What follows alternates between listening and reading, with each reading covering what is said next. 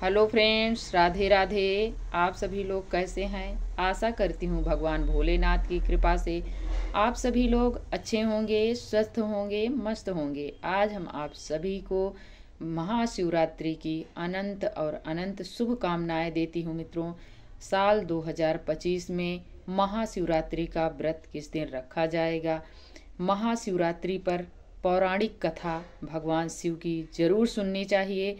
तो आज की वीडियो मेरी कथा पर ही है, महाशिवरात्रि पर सुनने वाली कथा।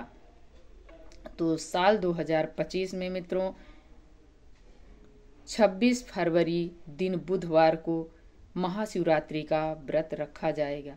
फाल्गुन मास के कृष्ण पक्ष में आने वाली महाशिवरात्रि पौराणिक कथा सुनाती हूँ।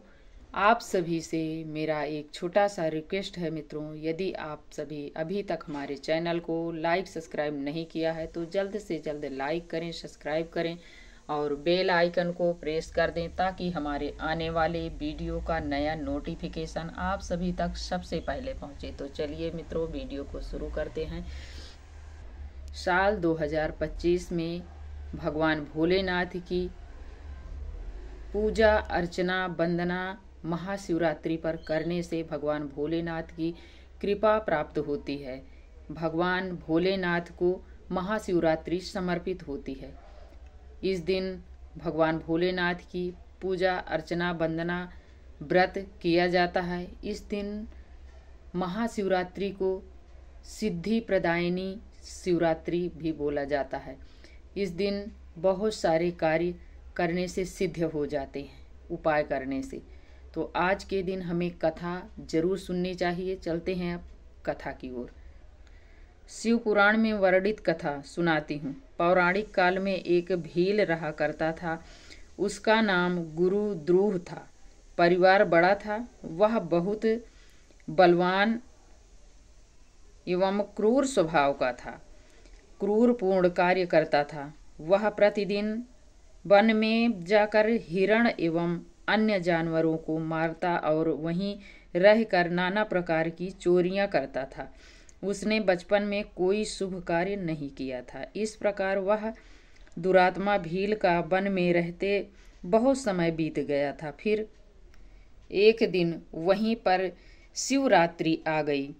वह दुरात्मा घने जंगल में रहने वाला वह व्रत के बारे में नहीं जानता।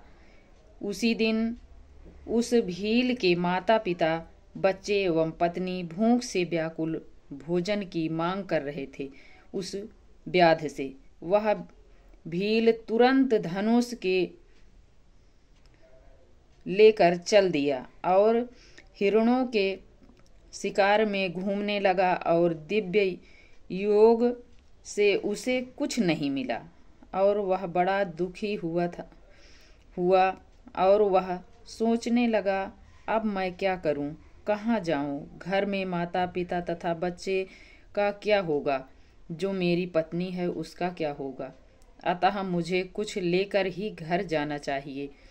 ऐसा सोचकर वह शिकारी जलाशय की ओर पहुंचा। वह पानी में उतरने के घाट था। वहां जाकर खड़ा हो गया और मन में विचार करने लगा कि यहाँ कोई ना कोई जीव पानी के लिए अवश्य आएगा। उसी को मारकर घर को लेकर प्रसन्नता पूर्वक जाऊंगा। ऐसा सोचकर वह शिकारी व्याध एक बेल के पेड़ पर चढ़ गया और वहीं जल लेकर बैठ गया और मन में यही चिंता थी कि अब कोई जीव आएगा और मैं उसे मारूंगा। इसी तलाश में भूख प्यास से पीड़ित वहां बैठा रहा। इस तरह बैठा रहा। जब रात्रि का पहला प्रहर प्रारंभ हुआ तब एक प्यासी हिरनी वहां पर आई, जिसे देखकर शिकारी को बड़ा हर्ष हुआ। अब उसे मारने के लिए धनुष पर अनुसंधान तान लिया और करते हुए ऐसा करते हुए उसके हाथ से धक्के लगे और जल बेल पत्र नीचे गिरने लगे। उस पेड़ के नीचे शिवलिंग था, जिसके बारे में शिकारी को नहीं पता था, कुछ भी उसे नहीं पता था। तथा इस प्रकार भगवान शंकर की प्रथम प्रहर की पूजा संपन्न हुई। उस पूजा से तत्काल शिकारी का व्याध का पाप बहुत सारा नष्ट हो गया। उधर वह जो बेलपत्र और जल गिर रहा था, उसकी गड़गड़ाहट से हिरनी ने भय से ऊपर की ओर देखा। व्याध को देखकर ही बोली, व्याध, तुम क्या करना है चाहते हो? मेरे सामने सच सच बताओ। हिरनी की बात सुनकर शिकारी ने बोला, आज हमारे परिवार के लोग भूखे हैं, अतः तुम्हें मारकर उन्हें तृप्त करूंगा। शिकारी की वह बात सुनकर हिरनी भील से धनुष तानने से देखकर वह डर गई और मन ही मन में सोचने लगी कि मैं क्या करूं, कहाँ जाऊं, कुछ उपाय सोचती है। फिर हिरनी बोली, व्याध, मेरी माँ से तुमको सुख होगा। इस अनर्थकारी शरीर के लिए इससे महान कार्य और क्या हो सकता है। पुण्य करने वाले प्राणी को जो इस लोक में पुण्य होता है, उसे 100 वर्षों में नहीं होता है। परंतु इस समय हमारे सभी बच्चे आश्रम में हैं। मैं अपने बहन अथवा पति को सौंपकर मैं आपके पास आ जाऊंगी। शिकारी, मेरी बात को मिथ्या मत समझो, क्योंकि सत्य से ही धरती टिकी हुई है, सत्य से ही समुद्र अपनी मर्यादा में टिका हुआ है। जो स्त्री पति की बात न माने, उसे जो पाप लगता है वही पाप मुझे लगे। भगवान शंकर से विमुख रहने वाले एवं छल करने वाले को जो पाप लगता है वही पाप मुझे लगे। तब शिकारी ने बोला, अब तुम जाओ। तब हिरनी ने पानी पीकर जाते जाते शिकारी का पहला प्रहर बीत गया। तभी उस हिरनी की बहन अपनी बहन एवं पानी की तलाश में उधर आ रही थी सरोवर के पास। उसे देखकर व्याध बहुत हर्ष उल्लास हुआ और जैसे देखा उसे धनुष अपना चढ़ाने लगा। जैसे चढ़ाने लगा वैसे उसके हाथ से धक्का लगकर जल और बेलपत्र फिर दोबारा से शिवलिंग पर गिरने लगा। तब तक भगवान भोलेनाथ की दूसरे प्रहर की पूजा संपन्न हुई। इससे व्याध का बहुत सारा पाप तत्काल नष्ट हो गया। इससे थोड़ी थोड़ी उसकी शरीर शुद्ध होती जा रही थी। तब हिरनी की बहन जब जल और बेलपत्र गिर रहा था, उसकी गड़गड़ाहट को देखकर उसने जब डर गई और ऊपर की तरफ देखी, तब व्याध हर्ष उल्लास से प्रफुल्लित था और वो बोली कि इस तरह हिरनी ने देखकर डर गई और उस हिरनी ने बोली, मैं धनी हूँ, मेरा देह धारण सफल हुआ। आप मेरे जब वो बोला कि मैं आपको मार कर खाना चाहता हूँ और अपने कुटुंब को भरण पोषण करना चाहता हूँ, तब वो हिरनी बोली कि ये मेरा शरीर धनी है, आपके लिए ये तत्पर है, आप मार कर ले जाइए और अपने कुटुंब का भरण पोषण कीजिए। लेकिन हिरनी ने एक शपथ ली कि व्याध, मैं भगवान श्रीमन नारायण की शपथ लेती हूँ, अभी तो मुझे छोड़ दीजिए। मेरे बच्चे आश्रम पर हैं, उन्हें मैं अपने पति एवं बहन को सौंप कर आ जाती हूँ आपके पास। तब वो क्रोधित हुआ। आपके जैसे एक और हिरनी आई, वो भी इसी प्रकार मुझे सांत्वना देकर चली गई और अभी तक नहीं आई। तब उसने बोली कि जो ब्राह्मण वेद बाँचते हैं और संध्या बंदन करते हैं, जो नहीं करते हैं, जो पाप उन्हें लगता है वही पाप मुझे लगे यदि मैं लौट कर नहीं आऊँ तो। जो वचन देकर अपने वचन पर अटल नहीं होते हैं, जो पाप उन्हें लगता है वही पाप मुझे लगे। तब शिकारी ने बोला, जाओ। हिरनी ने प्रसन्न होकर जल पीकर वहाँ से चल दी और अपने आश्रम पर पहुँची। और उधर शिकारी ने बैठे बैठे मन में सोचता रहा कि मैं तो इसको भी भेज दिया हूँ और ये भी चली गई, यदि नहीं मिला तो मेरे परिवार का क्या होगा। तभी तक उधर देखा तो सामने से हिष्ट पुष्ट एक हिरन आ रहा था। हिरन को देखकर वो बहुत प्रसन्न हुआ, हर्षोल्लास से फूल गया और जैसे वो पास में आया तैसे वो अपना धनुष उठाया और उस पे बाण चढ़ाने की कोशिश की। तभी उसके हाथ से धक्का लगते ही जल और बेलपत्र नीचे शिवलिंग पर गिर गया। ऐसे में तीसरे प्रहर की भगवान भोलेनाथ की पूजा संपन्न हुई। फिर ऐसे में उसका थोड़ा थोड़ा करके शरीर शुद्ध होता जा रहा था। तब वो आवाज़ सुनकर हिरन ने ऊपर की तरफ देखा तो बोला, व्याध आप क्या कर रहे हो? तो वो बोला, मैं आपको यहाँ पर मार कर खाने के लिए बैठा हूँ। मेरा कुटुंब, मेरा परिवार जो है वो भूख प्यास से तड़प रहा है और मैं आपको मार कर अपने परिवार का भरण पोषण करूँगा। तब वो बोला कि ये मेरा हिष्ट पुष्ट शरीर व्याध सफल हुआ, मैं बहुत धन्य हूँ, मेरा शरीर किसी के काम आए। हम जैसे पशु का भी शरीर यदि किसी के काम आ जाता है तो मेरा शरीर ये सफल हुआ। हिरण ने बोला, व्याध शिवरात्रि के दिन जो भोजन करने से पाप लगता है, झूठी गवाही देने,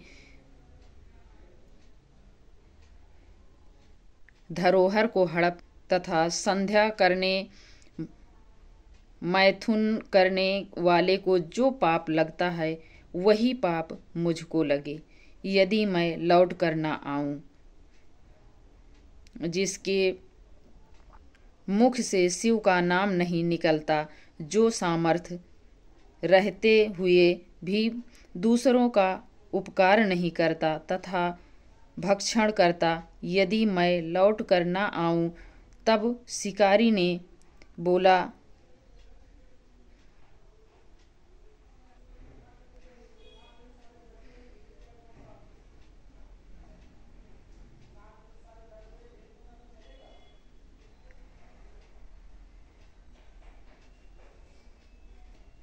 संध्या करने वाले, मैथुन करने वाले, जो पाप लगता है वही पाप मुझको लगे यदि मैं लौट कर ना आऊं।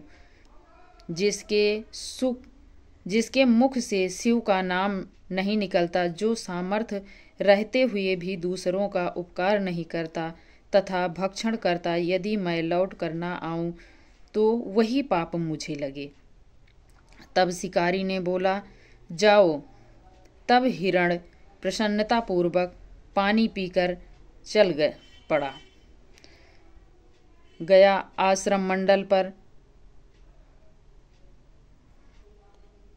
पहुंचकर कहने लगे, हम सब वचनबद्ध हैं। तब हिरण ने बोला, तुम माता हो, माता को बच्चों का ज़रूरत ज़्यादा पड़ता है, तो आप यहाँ पर रहिए और बच्चों की देखभाल करिए और मैं जा रहा हूँ। तब हिरनी की बहन ने बोली कि दीदी आप सभी लोग रहिए, मैं जाती हूँ सबसे पहले। तो अब वो बोली उसकी बहन कि नहीं बहन, आप मत जाओ, पिता की ज़रूरत बच्चों को पड़ती है, आपके बिना पत्नी अधूरी होती है, पति के बिना। तो आप सभी लोग चलिए। तब हिरण और हिरनी दोनों आपस में बातें की और बच्चों को परिवार को सौंप दिया और सौंप कर उन तीनों ने वहां से चल दिए व्याध के पास। जब वो जाने लगे तो उनके बच्चों ने कहा, जो गति माता पिता की होगी वही गति मेरी भी होगी। तब शिकारी ने उन्हें देखकर बहुत ही खुश हुआ, मन ही मन सोचने लगा, आज तो बढ़िया शिकार मिल गए हैं। तभी हिरण ने बोला, लो तुम हमारी शरीर को मार कर ले जाओ, अपने परिवार एवं कुटुंब का भरण पोषण करो। तब तक उसका शरीर शिकारी का बहुत ज्यादा शुद्ध हो गया तथा जैसे उसने धनुष पर बाण चढ़ाने लगा, तभी उसका हाथ लगने से फिर उसका जल और बेल पत्र नीचे गिरने लगा। शिव पर तब चौथे प्रहर की पूजा सिद्ध हो गई, तुरंत तत्काल संपन्न हो गई। तब शिकारी का पाप तत्काल सारा भस्म हो गया। तब हिरनी और हिरण बोल उठे, व्याध शिरोमणि, शीघ्र कृपा करके हमारे शरीर को सार्थक कीजिए। हिरण पानी पीकर आ गया है। तब उनकी बातों को सुनकर शिकारी को बड़ा विस्मय हुआ। भगवान शिव की पूजा से उसे दुर्लभ ज्ञान प्राप्त हो गया। उसने सोचा, यह ज्ञानहीन पशु होकर भी धन्य है, जो ज्ञानहीन होकर भी परोपकार की भावना रखते हैं। लेकिन धिक्कार है मेरे जीवन को कि मैं अनेक प्रकार के जीवों की हत्या करके अपने परिवार का भरण पोषण करता रहा। अब अपने बड़ा बाण को रोक लिया और फिर हिरण से कहा, आप धन्य हैं।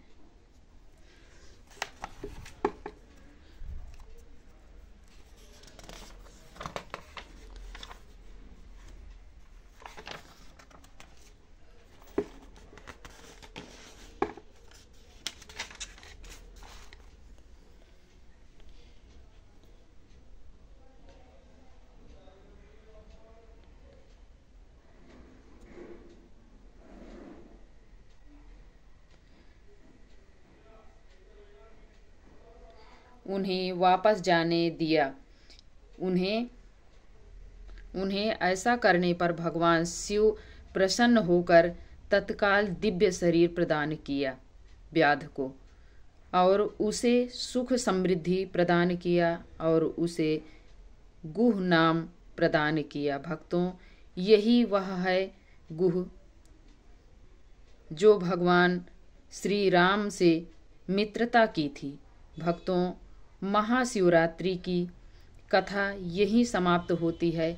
यदि आप सभी को ये कथा थोड़ी भी यूजफुल हो तो आप लाइक सब्सक्राइब करना बिल्कुल मत भूलिएगा और बेल आइकन को प्रेस कर दीजिएगा, ताकि हमारे आने वाले वीडियो का नया नोटिफिकेशन आप सभी तक सबसे पहले पहुंचे। तो ये वीडियो बहुत ही लाभकारी है मित्रों। महाशिवरात्रि के दिन, शिवरात्रि जब भी आप व्रत रखें, जरूर ये कथा सुननी चाहिए। इससे आपको अनंत गुना पुण्य फल की प्राप्ति होगी। चाहे आप व्रत करें या ना करें, लेकिन कथा हमें जरूर सुननी चाहिए। आपको कथा सुनने से पता चलता है कि भगवान भोलेनाथ की कृपा कैसे प्राप्त होती है।